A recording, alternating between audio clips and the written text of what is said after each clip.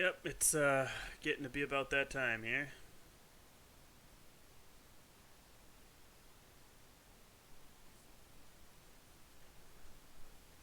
What time is that, may you ask? Well, magic time, of course.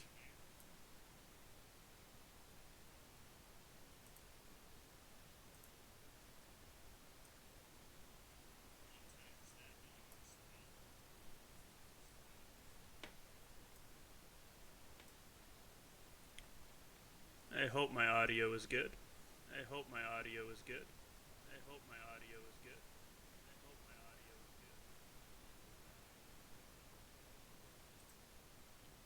good. If not, somebody please let me know. And that's how we'll do it.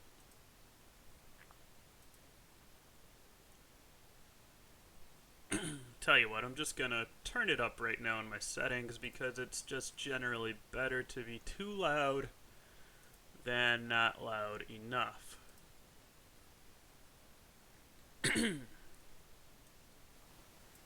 So we'll just tick it up a little bit,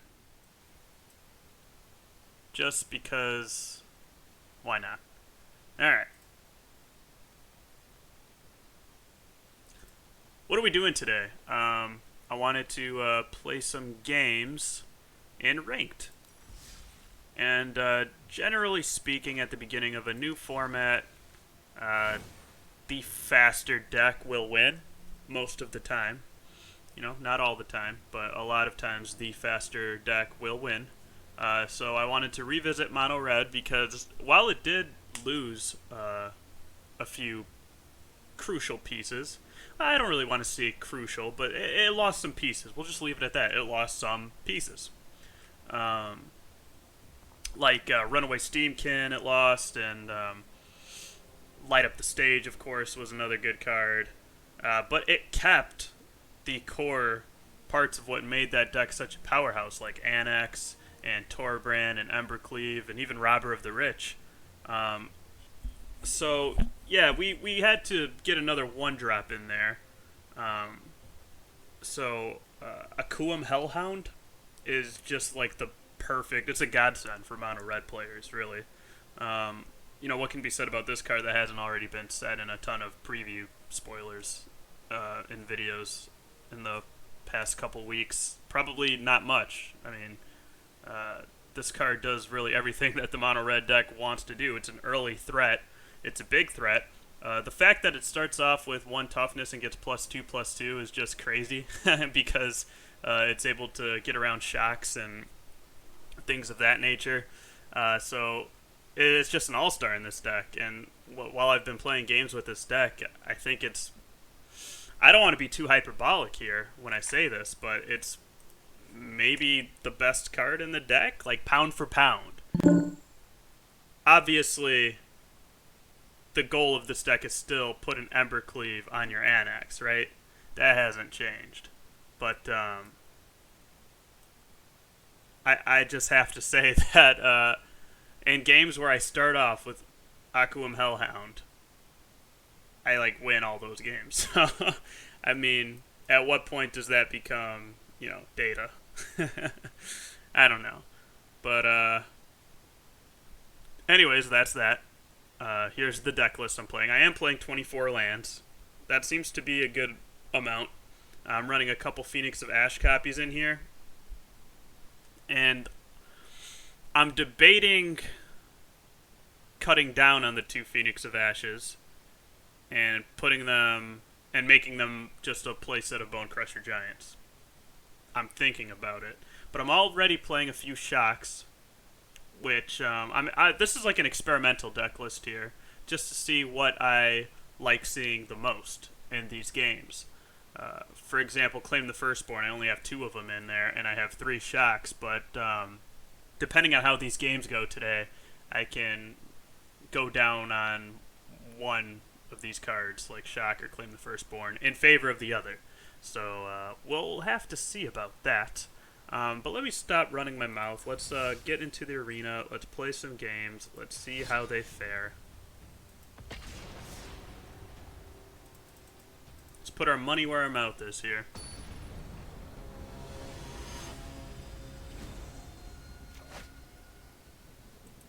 Got one against Tiger Blood, 926.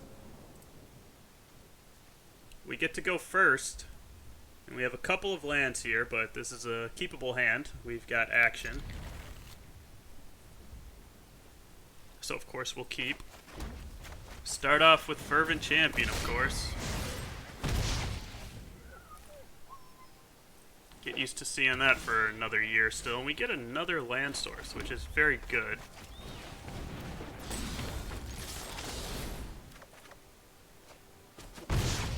Steal a Nighthawk Scavenger. Oh boy. I'm seeing a lot of rogue decks so far in ranked games. Okay. I think I'd rather play the Annex, but I don't want my Annex to get countered. So I think the best bet is to go to the attack step first. A Rankle. Glad we got that. Cunning Nightbonder. Okay. If we shock that, we can't do anything else on our turn. Which would be a bummer.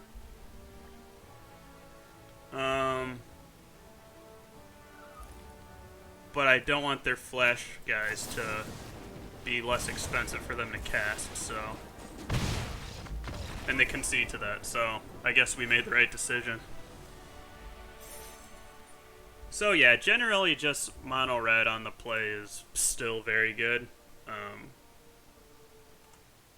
Even against a deck like Dimir Flash / Rogue, whatever that was that we were playing against, which tends to play cards lower to the curve. It's just, if you can get off to a hot start, we all know this by now, right? Over the past, if the past year and a half or so of Standards taught us anything, it's that this version of Mono Red, like the Throne of Eldraine Plus version, is just filthy when it is on the play.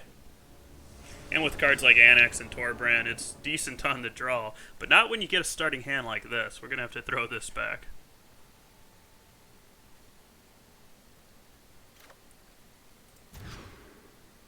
And this isn't too much better. I will go down to 5 here. Gross, I'll go down to 4. Our opponent's probably like, what is this guy doing? We're on full-on top deck mode.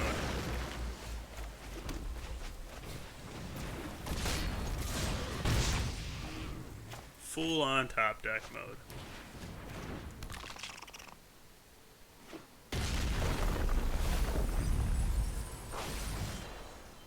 Another land there. I think we're pretty dead in the water here.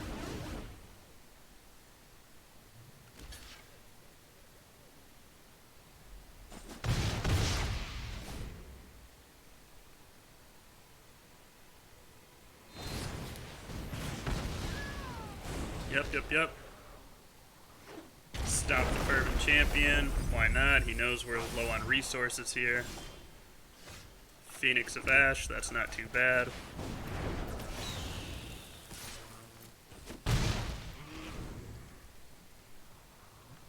Be nice to draw a mountain next turn if the board stays uninterrupted. Oh my goodness. Things just got a little more complicated. We get a Torbrand here. That's no good right now. Needed another land source.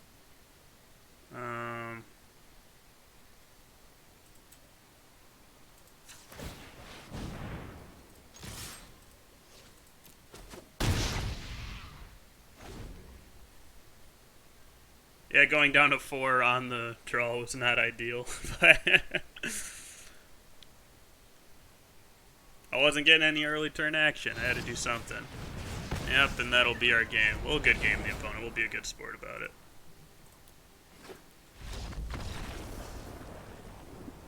So what are you going to do? Magic is magic at the end of the day. Sometimes you don't get to play Magic, but that's part of the fun, I guess. I couldn't tell you. I couldn't tell you why I play this game. Let's try again. 1-1 so far.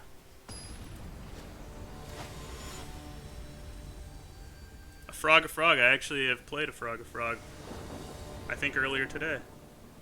Alright, this is a much better hand than what we were getting, so.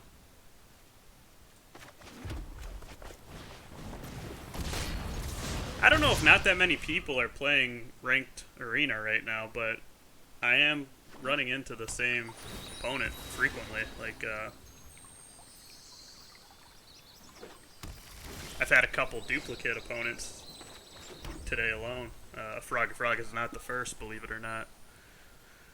Alright. I mean, do I dare pump this Fervent Champion twice?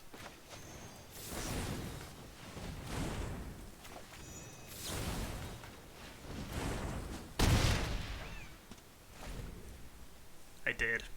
In case you didn't notice, I did it. I pumped the Fervent Champion twice. Okay. Well, we can play one. And then we can keep a shock up as well. And hopefully we draw a mountain next turn. That would be nice. Let's see if this gets our opponent to concede. Got our mountain. I think I want to play the Torbran over the Cleave.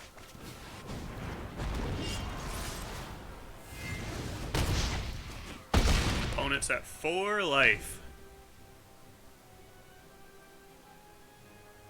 And they're going to concede.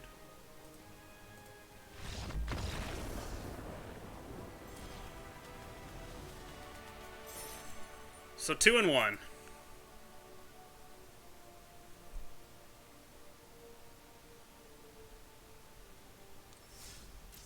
It's a little annoying that I was talking up Hellhound so much and played 3 games without seeing one. But what can you do?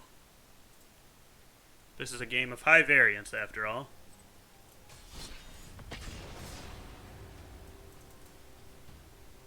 Anything that can happen will happen in Magic.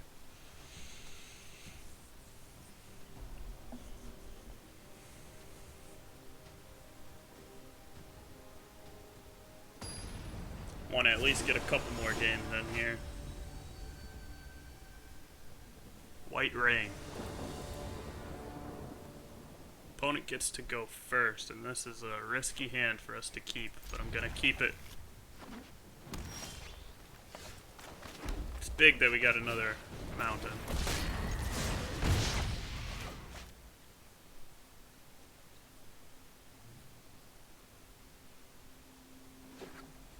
Fabled Passage.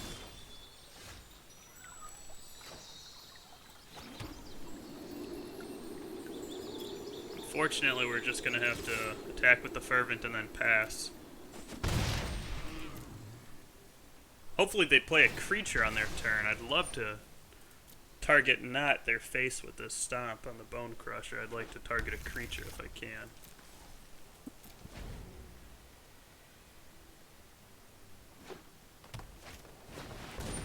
Well, that's not going to kill it.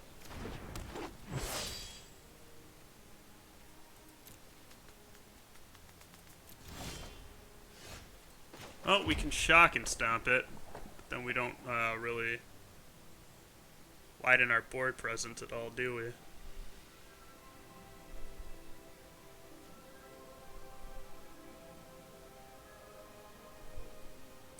Okay, I think it's more important to put a body on the battlefield this turn.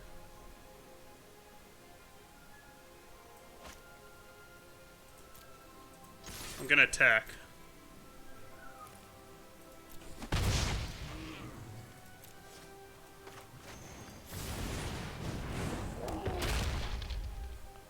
Now next turn, if we get another mountain, we can claim the Firstborn and slap an Ember Cleave on this Bone Crusher. That would be pretty nice.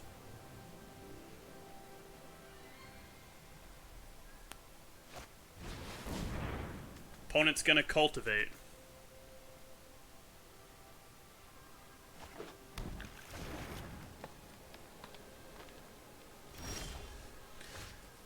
Oh, we get the Hellhound when I don't want it. Alright, well, what can we do here?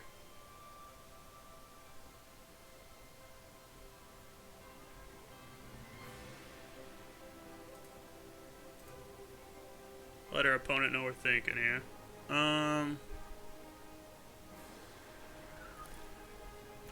I'll declare 2 attackers.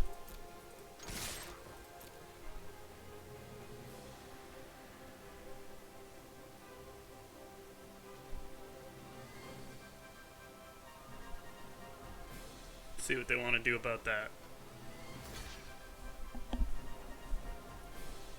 Yeah, that's probably the right. Well, oh, they're not going to block anybody. Okay.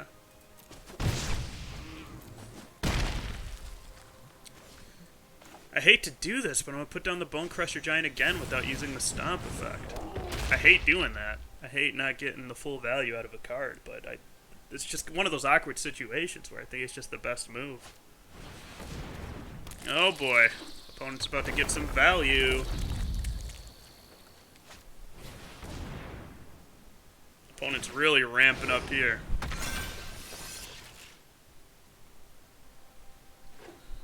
But this Claim the Firstborn we're gonna play. Oh, I'll give opponent a nice for that. That was very well done. Able to get another Great Horn on the field. Okay. Let's think about this here.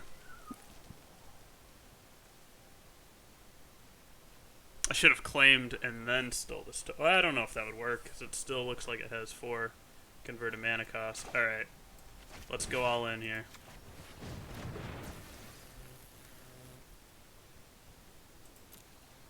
And we still have this shock as well if we need to clean it up. If they're smart and they know what we're up to, they're going to block with both of the Great Horns. Block the Bone Crusher with each of the Great Horns. If they block like this, they're done.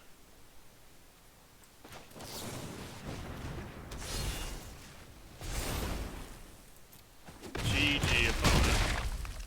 Can I GG them without looking like a jerk?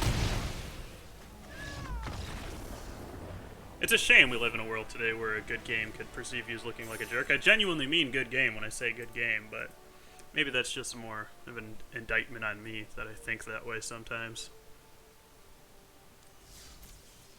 So 3-1 so far. In Diamond tier, so not too bad. Not too shabby. Let's do another one, shall we?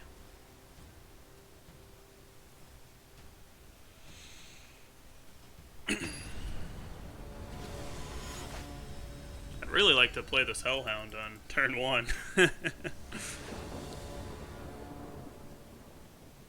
Opponent goes first, and this hand is... Ugh. It's just awkward when you have a 1-drop and then a Rimrock Knight is your 2-drop, because you want to get the most out of your Rimrock Knight, but... Whatever, I'll keep it. I don't learn my lessons.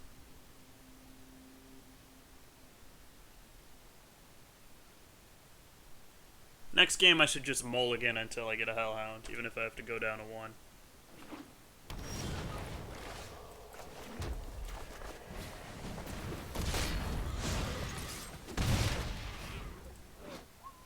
This is a potential... Oh, that's a pretty good card. Ooh, speaking of good cards.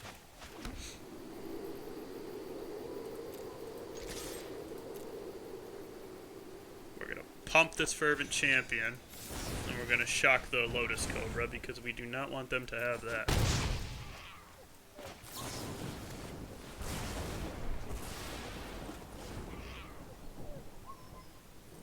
Lotus Cobra is very good. I've been running into a lot of Lotus Cobra in Ranked. It's a very good magic card. And heaven forbid your opponent has 2 of them out against you. That is a big no bueno. I think I want to put the Rimrock Knight down this turn. We could try to start getting value with Robber of the Rich, but I think it's just going to get stomped. Alright, no, I wish we would have played it. That's okay.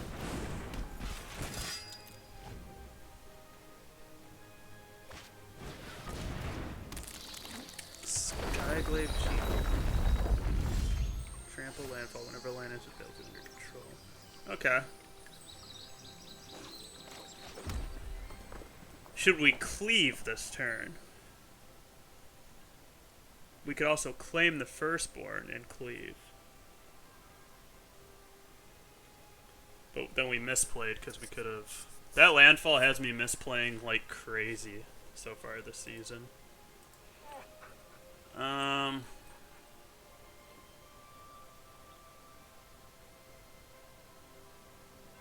Plus the Rimrock Knight will get a plus from the Fervent Champion. Yeah, let's do that. Crack the Fabled Passage if you want to. Yeah, I'll take the...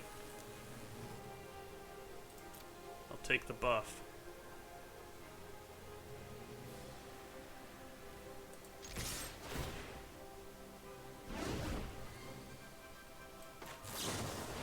Put it on the Rimrock Knight.